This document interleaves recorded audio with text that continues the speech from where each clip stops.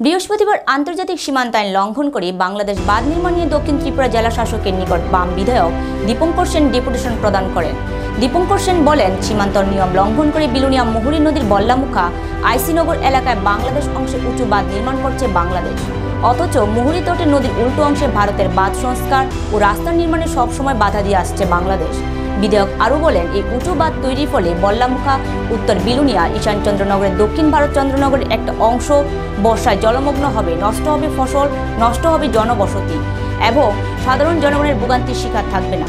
পাশাপাশি বিষয়টি নিয়ে মুখ্যমন্ত্রী এবং মুখ্য সচিবের নিকট জানানোর জন্য আবেদন রাখেন।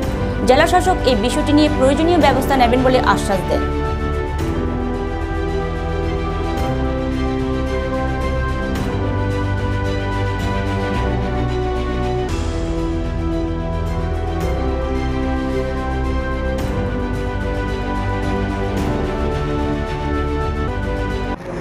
আমি ডিএম সাউথ সঙ্গে দেখা করতে এসেছিলাম, ওনার সঙ্গে আমার কথা হয়েছে। তো বিশেষ করে যে বিষয়টাতে আমি এসছি কথা বলতে, সেটা হচ্ছে বল্লামুখাতে একটা বাঁধ তৈরি করছে বাংলাদেশ। তার পয়েন্টে গত ফ্লাডে সেখানে এই বাঁধটা ভেঙে গিয়েছিল এবং ওই বাঁধটা ভাঙার ফলেই দেখা গেছে বিলুনিয়া শহরটা সেফ হয়ে গিয়েছিল। এর আগেও 83 যখন ফ্লাড হয়েছিল তখন এই বাঁধটা তখন ভেঙেছিল এবং ওই বাঁধটা ভাঙার ফলেই সেখানে বিলুনিয়া শহরটা সেফ হয়ে যায়। কিন্তু একটা প্রশ্ন হচ্ছে যে ওদের বাঁধ ভেঙেছে, ওরা করবে, কিন্তু ওরা দেখা যাচ্ছে যে সীমান্তর যেই সিস্টেমগুলো সেগুলো ওরা লঙ্ঘন করছে। বিশেষ করে বাঁধকে বেশি উঁচু করা, তাকে আরও প্রশস্ত করে করছে।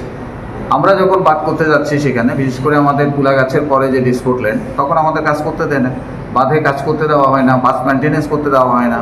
ওই বাঁধের উপরে রাস্তা করার জন্য সেখানে বাংলাদেশ বাধা সেখানের মধ্যে দেয়। তাহলে পরে এখন বাংলাদেশ কী করে সেখানের মধ্যে করছে এবং এখন যে কাজটা করছে এর ফলে বল্লামুখা এবং সাউথ বিলুনিয়ার অংশ আগামী দিনে বর্ষা হলে পরে জলের নিচে সেখানের মধ্যে থাকতে হবে। আমি এই বিষয়টাই সেখানে আজকে ডিএম সাহেবকে বলেছি যে জরুরি ভিত্তিতে সেটা যাতে হস্তক্ষেপ সেখানে করা হয় এবং সেটা যাতে চিফ সেক্রেটারি এবং সেখানে এসডিএম তাদের দৃষ্টিতে সেখানে নেওয়া হয়। তার জন্যই আমি আজকে ডিএম সাহেবের সঙ্গে সেখানের মধ্যে দেখা করেছি। ডিএম সাহেব বলেছেন আমি প্রয়োজনীয় পদক্ষেপ সেখানে গ্রহণ করব।